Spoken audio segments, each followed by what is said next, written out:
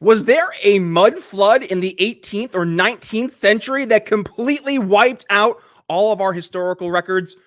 Welcome to Conspiracy Corner. Let's talk about that. Instead of focusing on winning arguments, we're teaching the basic fundamentals of sales and marketing and how we can use them to win in the world of politics, teaching you how to meet people where they're at on the issues they care about. Welcome to the Brian Nichols Show.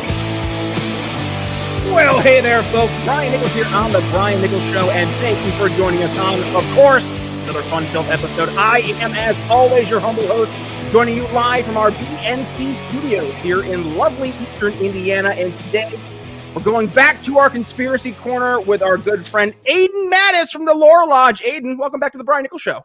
Hey, Brian, how you doing?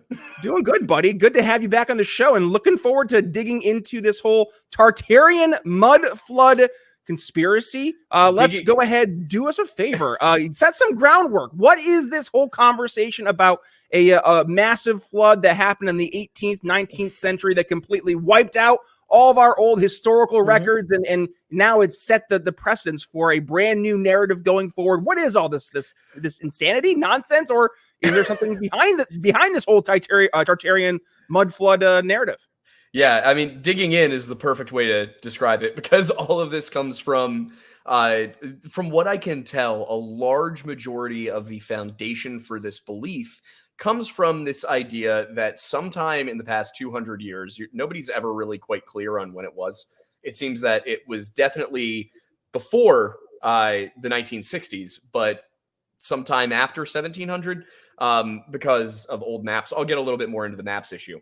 But when it comes to the mud flood, the idea is that there was this ancient civilization called Tartaria that spanned from basically the Ural Mountains over in Russia all the way east and down as far east as Florida. So it spanned across the Bering Strait, covered most of Asia. Huge empire. They're responsible for building all of these cities in the United States. So Chicago, built by the Tartarians. New York, built by the Tartarians. St. Augustine, built by the Tartarians. And the French, the Spanish, and the English got over here, and they covered it all up at the behest of the Roman Catholic Church, who, of course, are also the Holy Roman Empire. Being somebody who got my degree in medieval studies, this was jarring to me when I first came across it. And at first, I just kind of laughed at it because I was looking at it and I was like, you're being silly. It says Tartaria on this map, or Grand Tartary or something like that. And you're just not aware that that was the old word for the Mongol Khanates and for Asia. But it goes a lot deeper than just the maps, because then people bring up photographs. And these photographs are often of people appearing to excavate cities out of the dirt all over the United States. In reality, for example, one of them shows a crew of people in New York unearthing a massive underground well just beneath the streets. Now, of course, in that version, in that picture that they use in all of the videos and the essays and everything for Tartaria, what they tell you is they're like, people were excavating in Manhattan and, came across this old Tartarian architecture, that they were digging Manhattan out of the dirt, basically. But the videos, the pictures, they always cut off the label, because what the picture was in the picture is a group of people laying the foundation for a larger, I think it's the Courthouse Square building in Manhattan. Mm-hmm. And what they came across was an old Manhattan Company well, built by the Manhattan Company in 1800. Documented in city records that the well is there, documented in corporate records that the well and the company both existed. So we know where it came from. But they do this over and over again with all of these pictures, basically claiming that what the picture says it is a total lie. It's a fabrication. They're covering up the real history. And it goes deeper and deeper, and it gets to a point where it's such a discombobulated narrative that it's often difficult to tell what the core beliefs are. So you've got some people who say that the Tartarians were super advanced and had the ability to collect electricity from the air, and that's why all of these old buildings have spires, and that's why you see St. Elmo's fires, that it's actually being collected and stored somewhere, and that all of this is being hidden from us so that we'll all be addicted to oil, basically. Now, of course, there's a lot of scientific reasons why that makes no sense.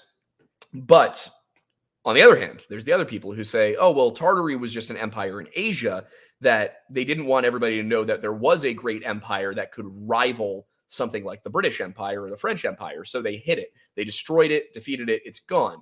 Of course, some people just bring the Jews into it and say the Jews hit it for some reason, because it's always the Jews. We got to bring the Jews and the Freemasons into every conspiracy in some way. I also recently found out that I'm 3.8% Jewish, and I said something about it on a podcast. So now I'm getting both accusations that all of my videos are me being like controlled opposition by the Freemasons and the Jews. And I'm like, I found out I was Jewish 2 months ago. Surprise. I'm like, either I have been the best undercover worker of all time, or you guys are reaching here. Meanwhile, like the stuff they're accusing the Jews of doing, I'm like, what's your evidence? Like, what are you on about, man? You can't just can't just make everything anti-Semitic for no reason. Like, at least try. At least give me a good argument. Don't just be like, it was the Jews, and then when I say why, you're just like, oh well, obviously it was. That's not how conspiracy theories works. But yeah, so some people say that the Jews hid Tartaria and it was all for Israel for some reason. And then there's the people who say that it was an empire that was buried because it was non-white, and the whites wanted to get rid of the Asian empire because that made us look bad. That one's actually the more believable one, is that there was a Tartarian empire and that it was defeated by a coalition of other kingdoms, and that they struck it from the history books out of like pride. That didn't happen, but it's a much more believable version of the story. And when you think about what has to occur for all of this to actually go down, the mud flood's not universal in all of the Tartarian narratives, but it is like the most common one. Mm-hmm. And what they claim is that mud volcanoes, which there are actually situations where mud will spew out of the ground for reasons I don't understand. I'm not a geologist, but they have mud volcanoes that they believe erupted for reasons I still haven't totally understood from their own narrative. But they claim that these mud volcanoes erupted and that they spewed mud all over the world. And that this is where it gets hazy, because you're like, okay, well, which parts of the world and who got covered in mud? Because that's where the next big question comes up. Mm-hmm. They think that the survivors of Atlantis landed in Ireland and that they brought with them their philosophical system of beliefs and morals. They didn't have religion in the way we have it, but they did have a chief god known as Iesa, and they had a sun god named Finn, and all of these things, and that Iesa became Jesus. The sun god Finn, those people became the people of Finn, the Phoenicians, which of course that's not how Phoenician is spelled, nor is it the root etymology for the word. And also they claim that Finn was the name of an Irish sun god, which isn't true. There's no Irish sun god named Finn, and the old Irish word for sun is Grian. So it's there's like Finn means fair or wine, depending on if it's a name or a noun. So the entire theory, what you find out as you dig deeper and deeper into it, is that all of this stuff is predicated upon just serious misunderstandings of history by people who are never historians. They're never actually citing historians. And they also seem to think that historians, when you go to school and you get your history degree, that you sit there and your professor tells you a bunch of information, you write it down, and then you repeat that to your students. It's not how a history degree works. That's not how historians work. We are taught how to research subjects.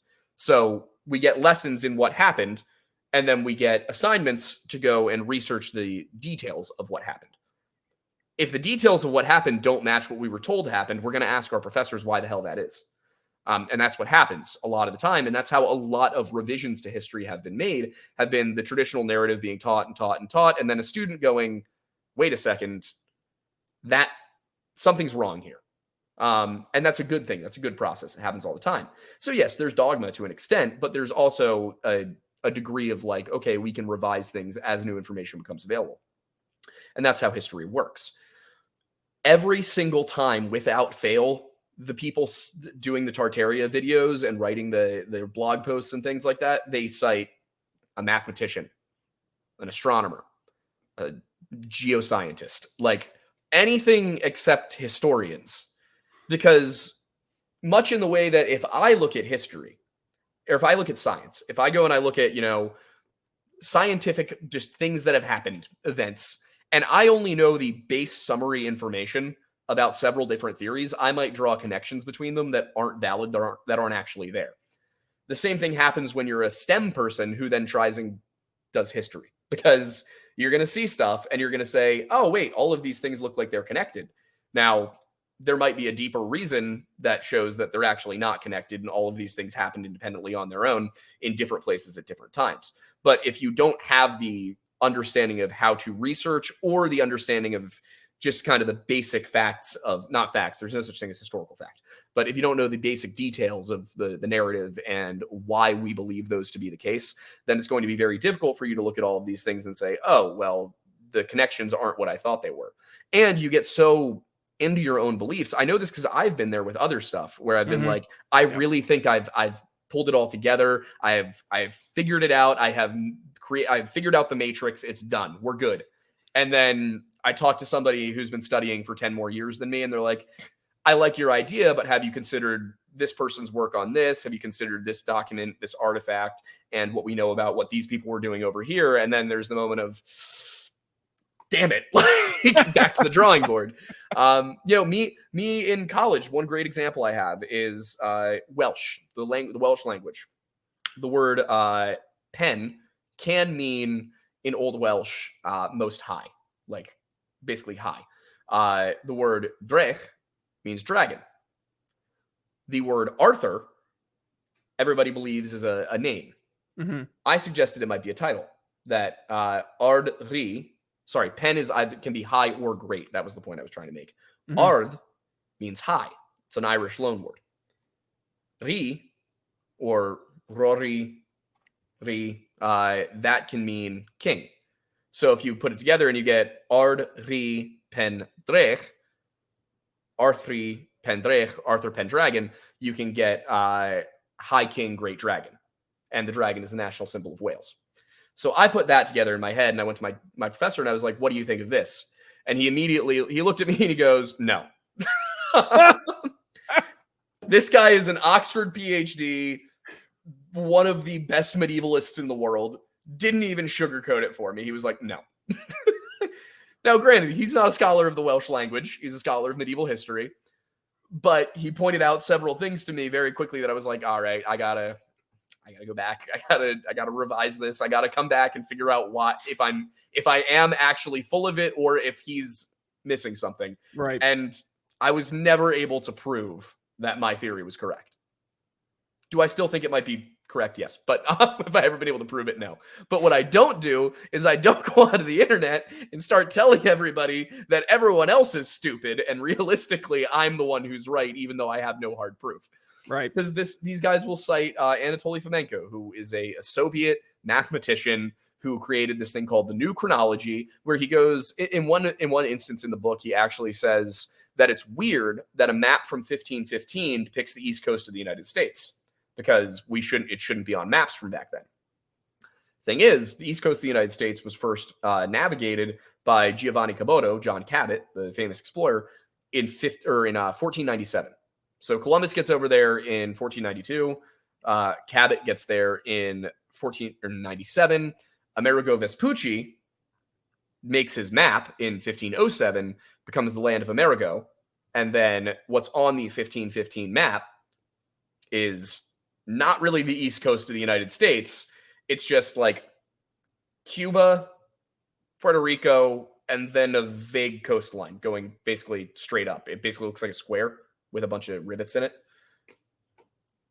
That makes complete sense for the time when you're aware of the fact that John Cabot got there in 1497 and the map was made in 1515. There's a later map from 15.5 that actually revises the 1515 one. And then there's one from 1587 that's more accurate. But the 1587 one that's more accurate has a bunch of cities on it. Where are those cities? 3 of them are in Florida. Now, what do the Tartaria people say? Well, in 1587, there shouldn't be massive cities in Florida. Map doesn't say they're massive cities. It just says that there's people living there. And there were 3 European cities in Florida in 1587, St. Augustine, and then 2 that the French founded. So, like, we know this, if you know all of these things, if that information is all already up here because you've read all of the primary source documents yourself in college, it's very simple for you to look at it and go, all right, well, I'm going to find all the extra primary source documents that I need to prove you wrong. But if you don't have all of that background knowledge, it becomes very easy to get obsessed with these conspiracy theories. And what I don't say to people is I never go and I say, I'm a historian, listen to me. I say, here's the stuff that you're missing. Here's what's been left out. Here's the stuff that I think you need to also read. And if you want to still believe this afterwards, fine. But I'm going to explain to you why this is wrong.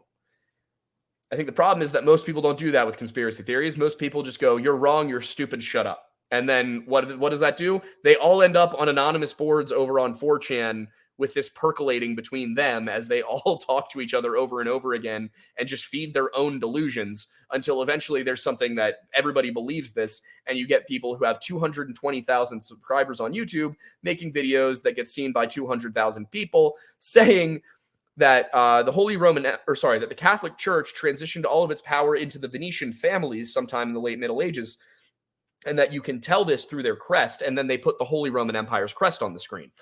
So, like, it drives me insane, but thank God it's out there because it's a way for me to make money.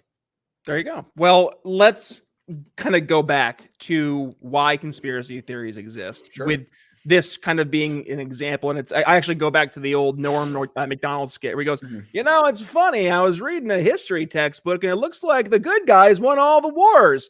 And, obviously your critical thinking button gets pressed and you're like, interesting. And that starts the wheels turning. How much of history is in fact told through a narrative in that respective lens, which then leads to, well, what else hasn't been told effectively or accurately, and how much has been done on purpose in an intentional way. Now, also, elephant in the room, you just kind of look at what's going on in the world today, and you kind of get where the skepticism comes from, because we're watching in real time as the powers that be, they'll go through and try to not just only rewrite our current history, but go back and try to rewrite which was established fact just a short few decades ago to make it fit the context and the lens of our modern day sensibilities.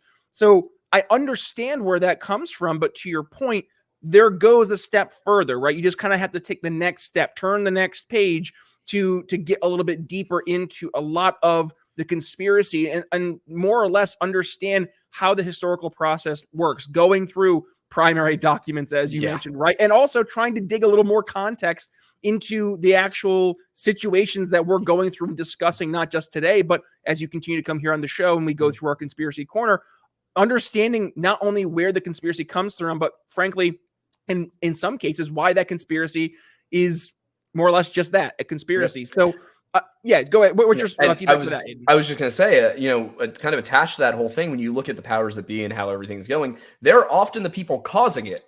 Because when a government lies to you, as we know they do many times, but when your government lies to you about why something's happening, then naturally, when you find out they lied, you're going to wonder what else they lied about. That can go to simple things like, all right, well, it really seems like they lied about the Nord Stream pipeline. Did they lie about the Kennedy assassination? Did they lie about Gulf of Tonkin? Did they lie about the moon landing? Well, if they lied about the moon landing, are they lying about 5G? It just snowballs until you go from, they lied about something small like the USS Maine that got blown up that started the Spanish-American War, which we're not even entirely sure if they did lie about that, but it's generally believed they may have lied about that.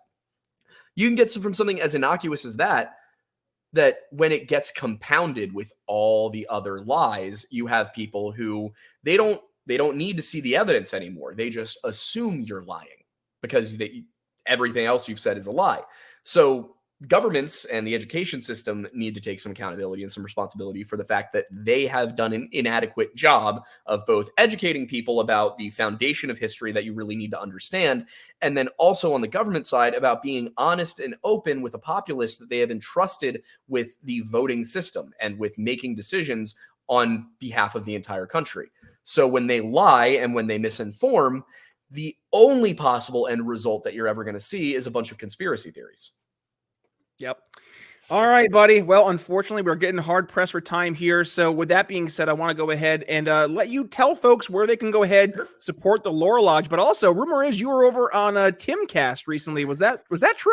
I was at the Beanie compound, but I was not on IRL. I was on Pop Culture Crisis. I guest hosted for a week. It was me, Brett Dasovic, and Phil Labonte. Just an incredible, so much fun. Such a fun cast and crew of guys and girls over there. And, really, really fun atmosphere to be a part of. But yeah, so you can catch me for, I think there's about 10 hours of me on Pop Culture Crisis on YouTube right now from the week of June 5th through 9th. But if you want to catch me doing my show, that is over on the Lore Lodge on YouTube and Patreon as well. Also going to be launching on Rumble soon, I believe, because why not? And then for everything else, I'm Aidan Mattis on pretty much everything, or the Aidan Mattis, and that is spelled as you see it on the screen.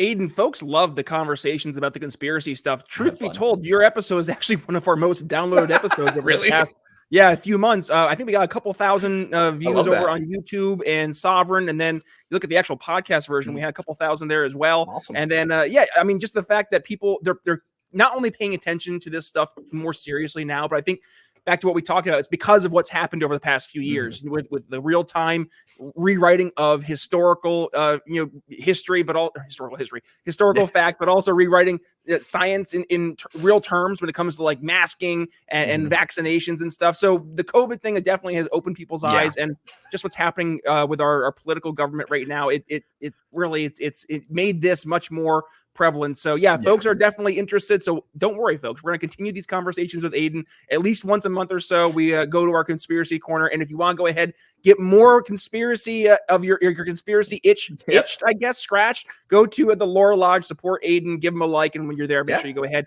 in the comments and tell him you heard him here on the Brian Nichols Show. But that's all we have for you today. Go ahead, really quick. If they do want to, if they want to get like the full detailed version of what we went over in the last 20 minutes, there's a 90-minute version of this on my channel from 2 weeks ago. So just wanted to plug that one because it's relevant. But yeah. Well, how about this? We'll make it easy for folks to go ahead and find that. If you're joining us here on YouTube today, right about here, that video over on Aidan's channel should be popping up. Go ahead, give him some love, check it out. And also, folks, again, hit like button and a little notification bell here in the Brian Nichols Show. So it's a single time we go live, both here on YouTube, but also on Rumble and on Ben Swan's Sovereign. You're going to see today's episode over on Sovereign before anybody else, is a Sovereign exclusive. And but otherwise, you can find me on Twitter and Facebook at B Nichols Liberty. Otherwise, folks, thank you for joining us today. Really appreciate the conversation. That being said, Brian Nichols signing off here on the Brian Nichols Show for Aidan Mattis. We'll see you next time. Thanks for listening to the Brian Nichols Show. Find more episodes at briannicholsshow.com.